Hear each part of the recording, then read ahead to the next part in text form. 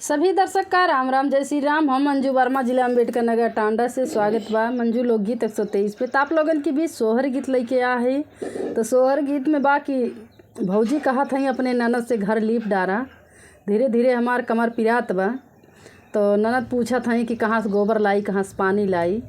भौजी बतावत हई तो जानत हई ननद की घरा लीपत हई तब नेगोग मिलबे करी। तो भौजी देखा है अपन नेग देत आई, उन्हें कैसे इनकार करत हई।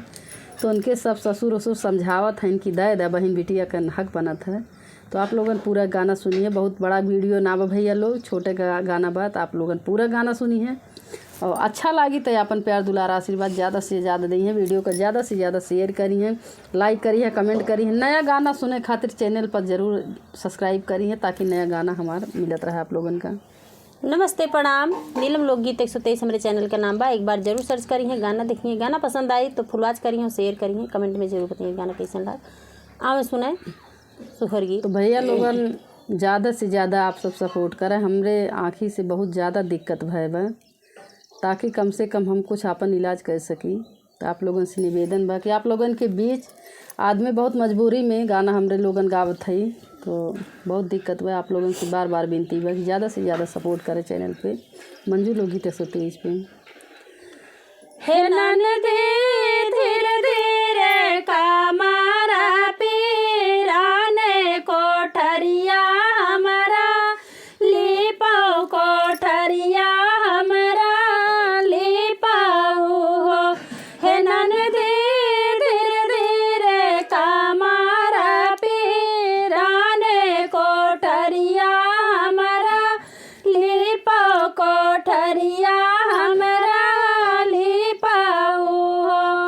इतनी बचन सुनी ननदी तो भौजी से रज करे, भौजी से रज करे हो। इतनी बचन सुनी ननदी तो भौजी से रज करे, भौजी से रज करे हो।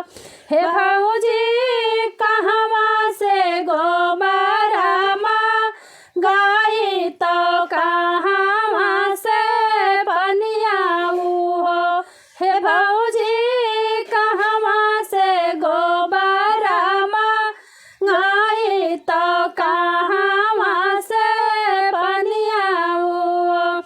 हे रामा सुरही ने गाइया के गोबरा तो गंगा जी से पनिया, तो गंगा जी से पनियाऊ हो।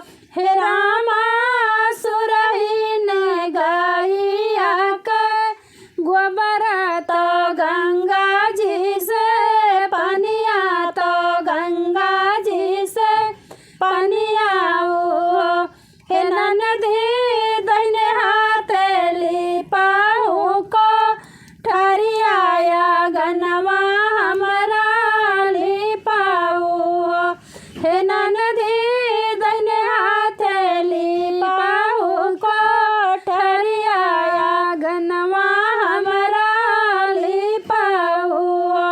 हे रामा घर लिपलेना नदिया यादे में हट ठाना, यादे में हट ठानाई हो।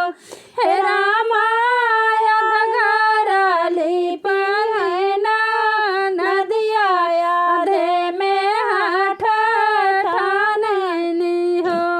हे ननदे नहीं देबे हाथे कह का गनवा मोरे भैया कह गाढ़ावल, मोरे बपाई कह गाढ़ावल, मोरे बपाई कह गाढ़ावल हो।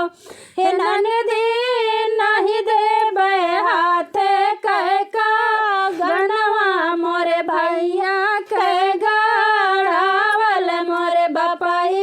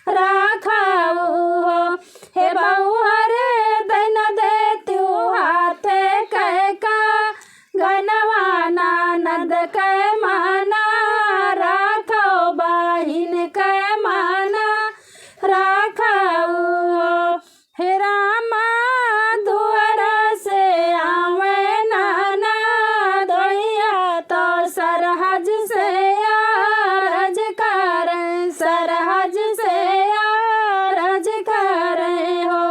हे रामा दुआर से आवे नाना दोइया तो सरहज से अरज करें, सरहज से अरज करें हो।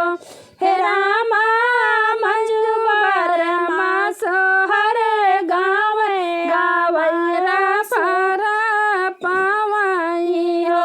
हे रामा नीला मधुरिया सोहर गावे गावैया अमर होए, गवैया अमर होई हो। हे ननदी धीरे धीरे कामर पीराने कोठरिया हमारा लीपो कोठरिया